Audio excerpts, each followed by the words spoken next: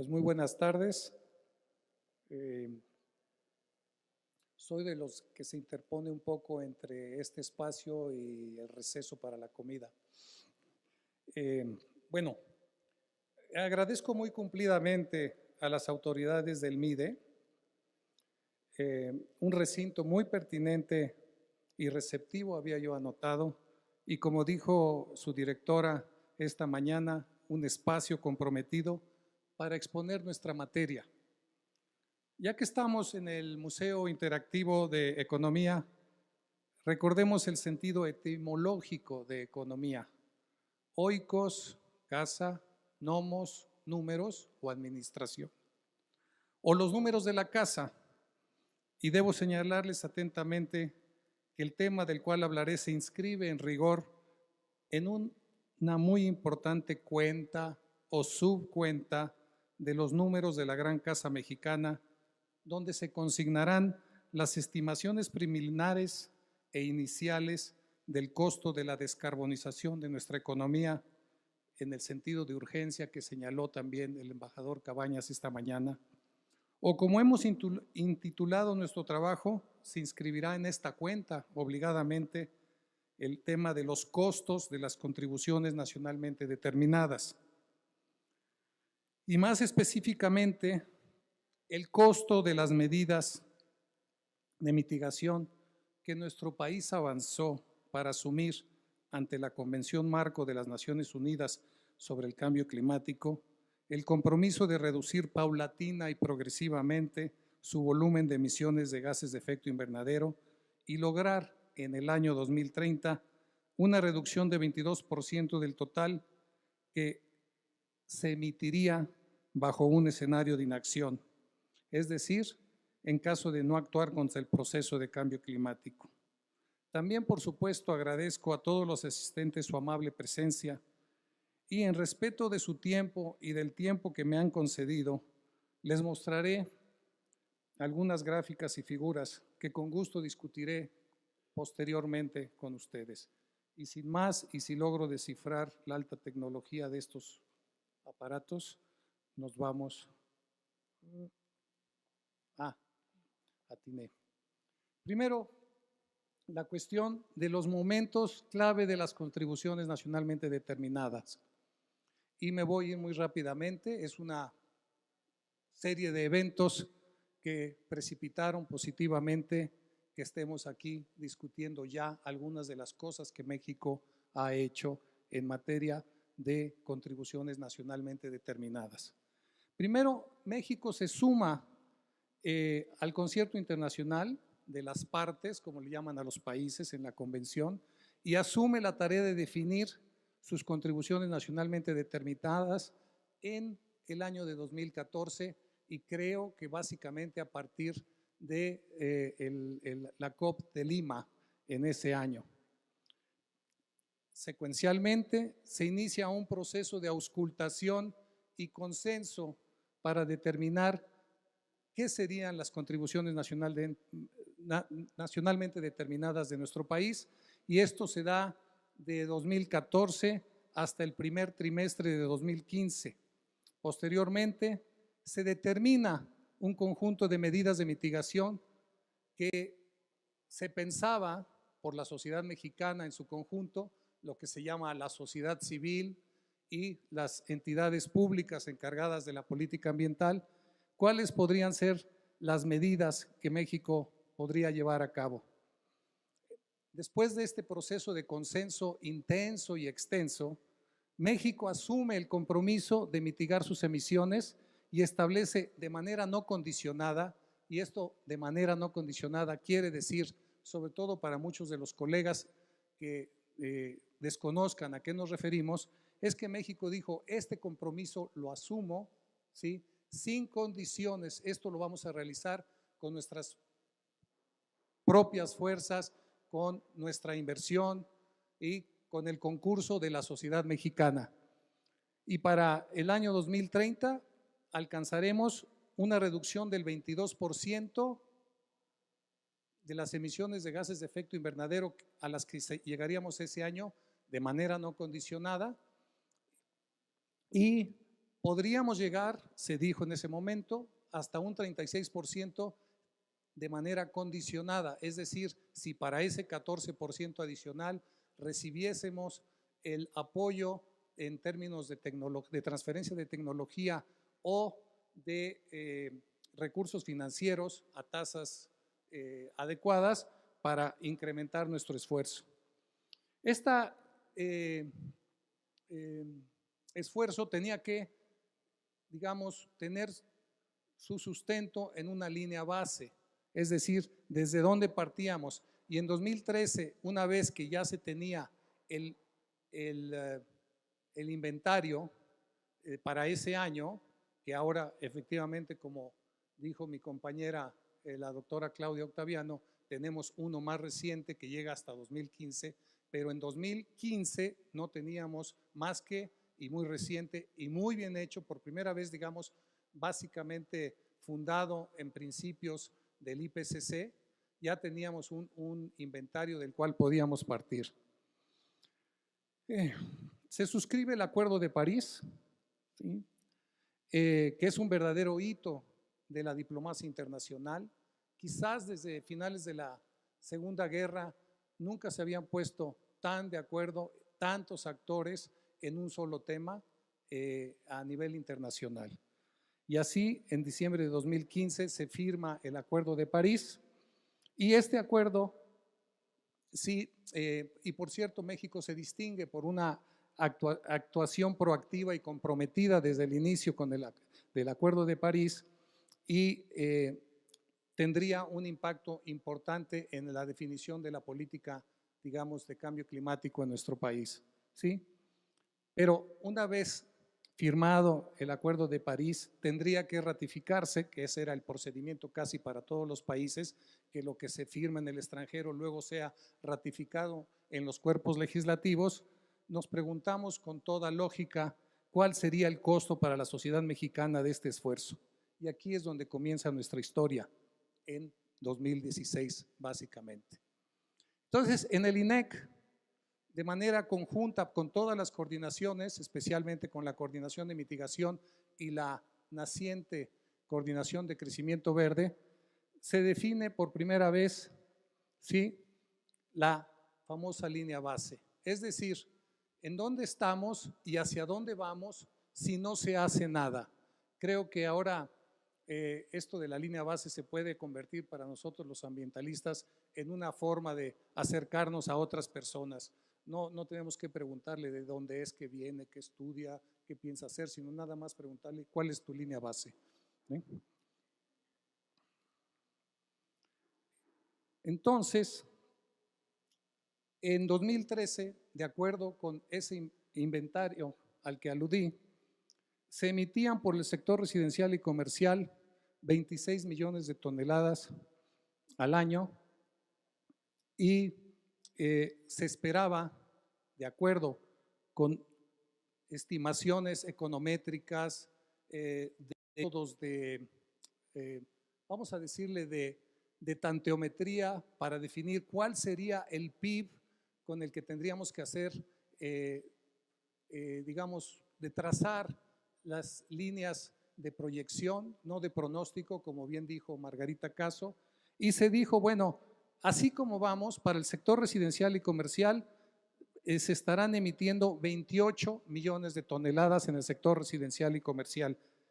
Y también, de acuerdo con las determinaciones, bueno, con las sugerencias y con, digamos, los lineamientos del PIC, ¿sí?, del IPCC, se definió el crecimiento de las emisiones totales del país con base en 8 sectores estratégicos. Uno es el del sector residencial y comercial, y me voy a ir muy rápido especificando cada uno de estos. Sí, en el sector de residuos se dijo, de 31 vamos a pasar a 49. ¿Cuál sería ahí? Yo les pregunto que hagamos esta reflexión rápida. ¿Qué determina, digamos, el crecimiento de la producción, vamos a llamarle así, o la generación de residuos? Pues básicamente el crecimiento de la población, la actividad económica, pero también influyen otras variables como la contabilidad misma para medir esta producción. Y así para cada una de las líneas sectoriales se fueron trazando las posibles rutas. En términos de usos de suelo, cambio de uso del suelo y silvicultura, se asumió, se supuso, se consultó que se llegaría se mantendría, salvo por las permanencias de las cuales se habló por la doctora Martínez y también por mi colega, la doctora Octaviano. En el sector agropecuario pasaríamos de 80 a 93 y ya no me voy a detener mucho en ellos, en aras del tiempo. Petróleo y gas va de 80 a 137. El sector industrial de 115 a 165. En generación eléctrica de 127 a 202. Y finalmente en transporte nos iríamos de 174 millones a 266 millones en 2030. Con eso, con la suma de estas líneas sectoriales específicas, se establece la línea base, ¿sí?, para el año 2030. Es decir, si no hacemos nada, llegaremos a 973 millones de toneladas en el año 2030. ¿Y qué pasó? En este proceso de consenso de cómo podemos atenuar o modificar esa tendencia y en qué magnitud lo podemos hacer, se discutió ampliamente con los expertos y se definieron 30 medidas de mitigación en 8 sectores de la economía nacional.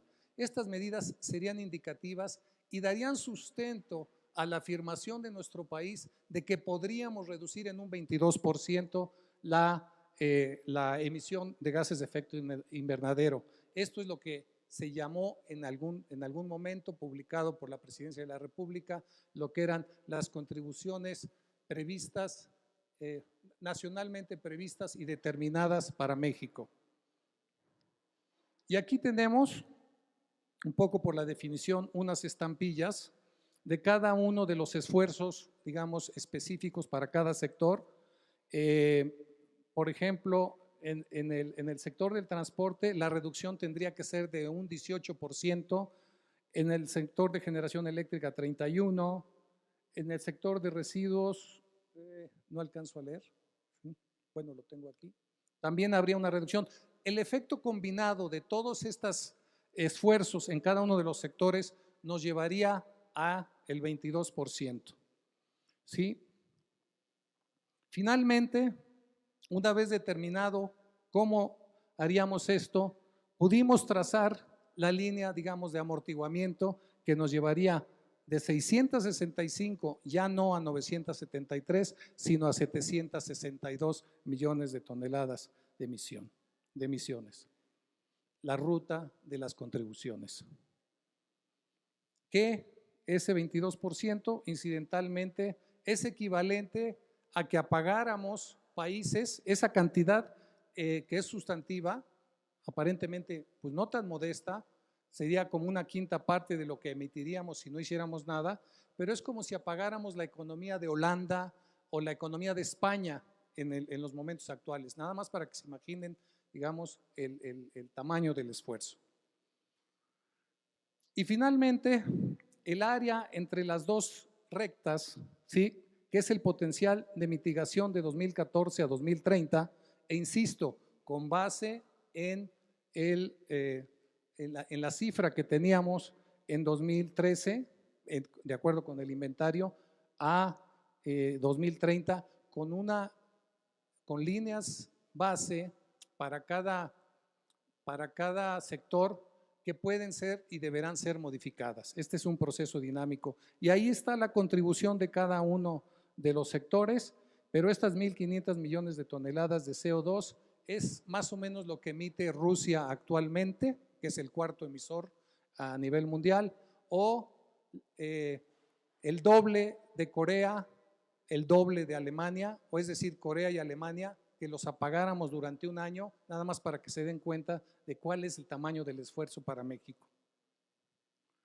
Y aquí está, después de un largo proceso de estimación, sin modelos, sino un ejercicio contable sólido de un grupo que hicimos en el INEC con un grupo brillante, yo diría, de jóvenes economistas que se dedicaron a cada uno de los sectores y a determinar, de acuerdo con la narrativa que planteaba la ruta la ruta de abatimiento para cada uno de los sectores, a calcular las 30 medidas de a una por una con, digamos, con criterios semejantes en términos de tasas de descuento, valor del dólar, y debemos recordar que en esos momentos el valor del dólar era muy distinto a lo que se planteó un año o dos después. También, digamos, no estaba presente en el escenario la reforma energética, el tipo, sí, ya mencioné el tipo de cambio, y también las predicciones oficiales que había sobre el crecimiento del PIB, que se tuvieron que ir un poco oxigenando y modificando o ajustando, como decimos ahora. Total, ¿qué obtuvimos? Sí, que si no hacemos nada, y lo mencionó la doctora Amparo Martínez esta mañana, es decir, pagar la factura por seguir en el escenario de inacción, nos saldrían 143,000 millones de dólares, y asumir el compromiso de llevar a cabo las medidas, las 30 medidas, nos costaría 126,000 millones, es decir, un ahorro neto para el país de 17,000 millones de dólares a lo largo del periodo. Y aquí está el resumen, las cantidades, el costo neto, que en realidad es un ahorro para gran parte de los sectores, y tenemos que todos los que tienen costo neto negativo son medidas rentables, lo tenemos de una manera resumida en otro cuadro que también mostró la doctora Martínez, y sería muy interesante en algún momento discutir con ustedes. También va a ser muy interesante ver cuáles de estas medidas merecen su revisión y su reformulación, cuáles ya han quedado obsoletas, pero lo que sí podemos decir grosso modo es que el esfuerzo de la ruta CND es altamente rentable y muy positivo para el país, pero eso lo veremos muy pronto en las conclusiones. Y aquí está también otro elemento a favor, ¿sí?, en el lenguaje economista, es el proceso virtuoso de economías de escala del esfuerzo por reducir las emisiones en nuestro país a través de esas 30 medidas indicativas. El costo medio de mitigación, que es de las reglas economías de escala, se experimentan cuando el costo medio a lo largo de un proceso económico disminuye, y tenemos una dramática disminución que va desde 55,6 dólares por tonelada batida al principio en este esfuerzo colectivo, y que baja a casi menos 23 dólares por tonelada en el espacio de 14, 15 años. Y también la doctora aludió a esto, resulta que hay sectores muy rentables, ¿sí? El volumen de las esferas pretende, aunque hubiera sido aquí muy desproporcionado, mostrar el tamaño el volumen de la mitigación, y vemos que el sector eléctrico, el transporte y prácticamente 5 de los 8 sectores, nada más por el costo que representan, costo negativo, que nos gusta a veces decir a los economistas, muestra mucha rentabilidad. Y residuos, petróleo y gas, y además uso del suelo, cambio de uso del suelo y silvicultura, necesitaríamos buscar cuestiones mejores de rentabilidad para ellos, pero prácticamente todo el esfuerzo es rentable. Y tuvimos testigos y protagonistas de nuestra historia.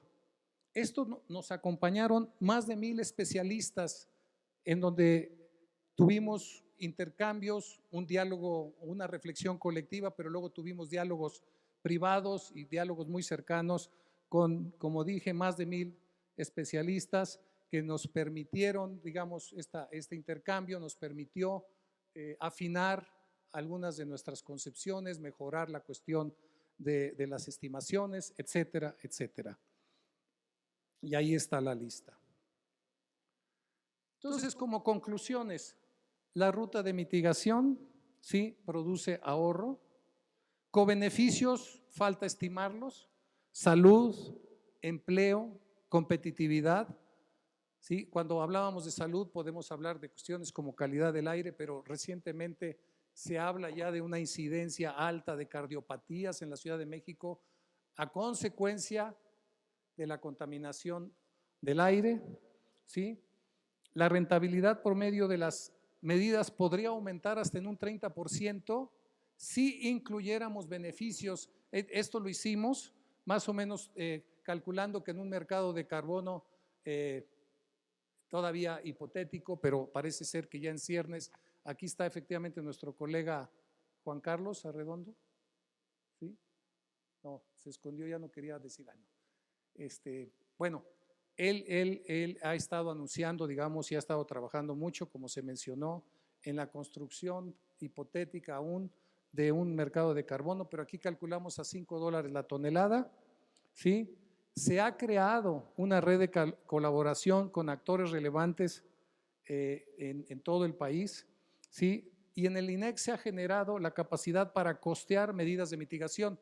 El esfuerzo del que he estado hablando nos llevó casi 2 años, porque paralelamente teníamos muchas de las actividades propias del mandato que cumplir, pero en un esfuerzo adicional que hicimos con colaboración extranjera, de una agencia internacional, pudimos costear 14 medidas adicionales en mucho menos tiempo. Ya tenemos la curva de aprendizaje en un punto alto.